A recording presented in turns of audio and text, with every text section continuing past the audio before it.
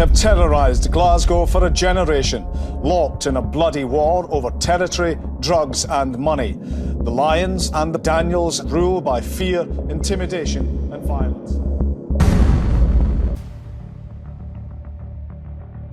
Kevin Gerbil Carroll, among Scotland's most infamous criminals, rose as a feared enforcer for Glasgow's Daniel crime family.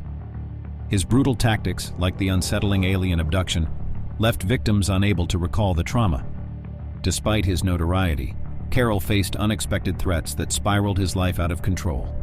Born August 24, 1980, at Glasgow's Stob Hill Hospital, Carroll endured childhood bullying from Stephen and Edward Jr. Lyons, key figures in Glasgow's criminal underworld. Amidst rivalries with the Lyons and Daniel crime families, Carroll's association deepened with sons of Jamie Daniel, Robert Daniel, and Francis Green, who shaped his path into crime. His involvement intensified as tensions between the Daniel and Lyons factions brewed. By his teens, Carroll's criminal record was established, landing him a 3-month sentence for car theft at 19. In his mid-20s, Kevin transitioned to a more profitable criminal career with the Daniel family, specializing in drug trafficking and enforcement. Known for his ruthless tactics, Kevin pioneered the alien abduction method of attack. As head enforcer, he handled rivalries aggressively, often leading nighttime raids on targets' homes, posing as police to abduct and transport victims to undisclosed locations. There, using brutal means, Kevin and his crew subjected victims to extreme physical and psychological torture, employing various power tools. Victims, often found later disoriented and unclothed, frequently could not recall the traumatic events due to fear or psychological trauma, hence coining the term alien abduction. Kevin was deeply entrenched in drug dealing with a distinctive modus operandi. He sold cocaine to known dealers and then orchestrated thefts to reclaim both the drugs and the money.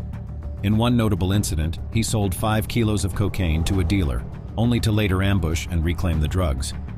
Another instance showcased Kevin's opportunism when he sought a specific weapon, a stolen SA-80 rifle with advanced accessories. Competing with the Lyons family, who had already placed a deposit, Kevin resorted to extreme measures, abducting and intimidating the soldier selling the rifle to secure both the weapon and the deposit. Amidst escalating tensions between the Lyons and Daniel crime families in northern Glasgow, Lyons in Milton and Daniels in Possil, Kevin found himself embroiled, leveraging his notoriety in the conflict. In 1992, Eddie Lyons Snr, the head of the Lyons family, was given the disused Churnside School in Milton for a community project. However, his real interest was in expanding his criminal empire. 3 years later, in 1995, while using the school as his headquarters, Eddie received £1.4 million in public funding. This might seem strange, but at the time, Eddie was putting up a convincing front of helping his local communities. Besides the usual conflicts over greed and control of drug territory, another reason for the feud's escalation emerged. In the summer of 2001, tensions soared when a large stash of the Daniels cocaine was stolen from a house in Milton Lyons territory. The stolen stash was then sold to the Lyons. The Lyons saw the Daniels move as an incursion into their market. This was the last straw for the Daniels, and Kevin, with his own grudge to bear, was more than eager to assist the Daniel family in the brewing conflict. Given Kevin's violent nature and the brewing feud between the two families, it's not surprising that there were people out for revenge.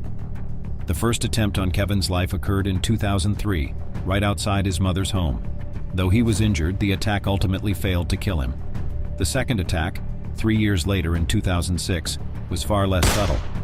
Kevin and his associate Ross Sherlock were walking in Bishopbriggs when they were suddenly ambushed in a drive-by shooting. Kevin was hit in the stomach but survived once again. This second attack was perhaps understandable given the circumstances. Allegedly, Kevin and Ross had vandalized a gravestone in Bishopbriggs belonging to Gary Lyons, the son of Eddie Lyons Snr, who had died of leukemia at the age of 8 in 1991. To make matters worse, the attack happened the day before Gary's relatives were due to visit the grave to mark his birthday. The Lyons family was outraged, as targeting the grave of an innocent child was a new low. If the Daniels were willing to stoop so low, the Lyons feared what else they might target. Furious, the Lyons sought immediate revenge and attempted to eliminate Kevin and Ross. From that point forward, the conflict became a tit-for-tat war. When one gang member was attacked, the opposing family would swiftly retaliate.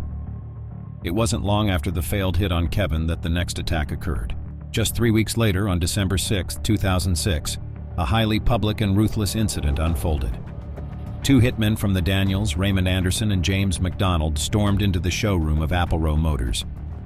This dealership was owned by David Lyons, the brother of Eddie Lyons Snr. In a brazen attack, the hitmen opened fire within minutes. Michael Lyons, David's 21-year-old nephew, was fatally wounded, while his cousin Stephen and several others were severely injured.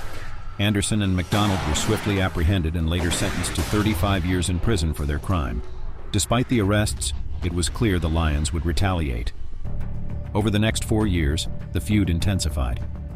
Then on January 13, 2010, a pivotal event occurred. Kevin had arranged a meeting at the Asda car park in Royston, Glasgow. Sitting in the back seat of a black Audi A3 with two unarmed associates in the front, Kevin was unusually relaxed and unprepared for trouble. Suddenly, at 1:23 p.m., a Volkswagen Golf screeched to a halt, blocking the Audi in the busy car park. Two men emerged from the Volkswagen and immediately opened fire on the Audi. Kevin's two associates in the front swiftly exited the car and fled, leaving Kevin vulnerable. He tragically succumbed to his injuries on the spot. Kevin was struck by at least 5 bullets out of the 13 fired at the car. One of those bullets fatally hit him in the head, ending his life. Despite the perception that the hit seemed to last for hours, the entire event unfolded in just 25 seconds. As armed police and onlookers surround the car in which Kevin Carroll was Busby killed. says she saw a hooded man holding a Clint Eastwood-style gun. There were lots of people around, and Mrs. Busby then recalled how she could hear a baby crying. A shopper thought she was caught up in another Dunblane massacre when she heard gunfire in a supermarket car park. The daylight execution of Kevin Carroll remains one of Glasgow's most infamous gangland hits. Known for his paranoia, Kevin often wore bulletproof vests and carried weapons for protection. However, on that fateful day, with numerous people seeking his demise, no amount of caution could save him. After 2 previous failed attempts on his life, the third proved fatal. Yet something about the incident felt unsettling. After months of investigation, the police arrested Ross Monaghan on July 30, 2010. He was a well-known associate of the Lyons and suspected to be the mastermind behind Kevin's assassination. However, the trial against him collapsed in 2012, and Ross Monaghan was not convicted. The judge ruled that there was insufficient evidence to sustain a guilty verdict. The entire case hinged on a single particle of firearms discharge residue found on a jacket seized during a raid on Monaghan's home. At the time, forensic expert Alison Colley, working for the Scottish Police Authority, initially suggested the residue matched that found at the crime scene. However, during the trial, she clarified that the particle was too minuscule to draw definitive scientific conclusions. She admitted that she had conducted tests she wouldn't normally perform and was under pressure from detectives. Moreover, she was unaware that firearm officers had been involved in the search of Monaghan's house, posing a risk of cross-contamination. Due to these factors, the evidence was deemed inadmissible in court. As a result, Ross Monaghan walked away a free man, as there was not enough proof to link him to Kevin Carroll's assassination. If you find yourself questioning the discrepancies in the story, you're not alone. How did the Lyons men manage to ambush Kevin, and why was he so unprepared? If you suspect there's something more sinister at play, you may be onto something. After Ross Monaghan's trial concluded, revelations surfaced, suggesting a deeper, more troubling narrative. It was uncovered that an insider had been feeding the Lyons family confidential surveillance details. Disgraced former officer Derek McLeod. Derek had been employed by the Lothian and Borders Police Force. Unbeknownst to his colleagues, he was actively collaborating with the Lyons gang. His information provided the family with crucial intelligence on Kevin and his associates, enabling them to evade police scrutiny. Once Derek's treachery was exposed, authorities raided his home. During the search, they discovered 85 kilograms of marijuana under his stairs and a cannabis farm in his garage. It appeared Derek had been assisted by the crime family in distributing his illicit products. As a consequence of his corruption, Derek McLeod was sentenced to 2 years and 3 months for drug offenses and an additional 16 months for breaching the Official Secrets Act. His actions not only compromised law enforcement efforts, but also played a significant role in the events leading to Kevin Carroll's demise. However, if you're still puzzled by the inconsistencies surrounding Kevin's assassination, another theory suggests the Daniels themselves ordered the hit. This speculation may seem far-fetched, given Kevin's close ties with the Daniels. Yet sources within the Daniels family indicate otherwise.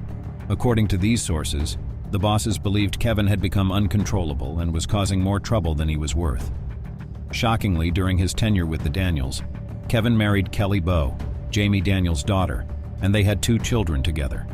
Their relationship, however, was turbulent and often described as tumultuous. Kevin was known to have physically abused Kelly Bowe on multiple occasions, leaving her severely bruised. He also frequently disparaged her character publicly. Kevin's behavior wasn't limited to his wife. He also began to disrespect Jamie Daniel himself. There were instances where Kevin threatened Jamie and used derogatory and offensive language to describe him, including terms like fat gypsy and other colorful insults.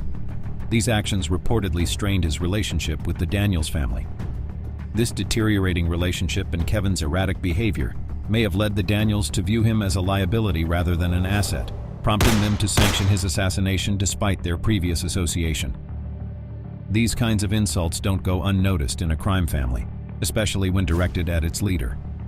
What raised suspicions, particularly among Kevin's loyalists, was the circumstances surrounding his assassination.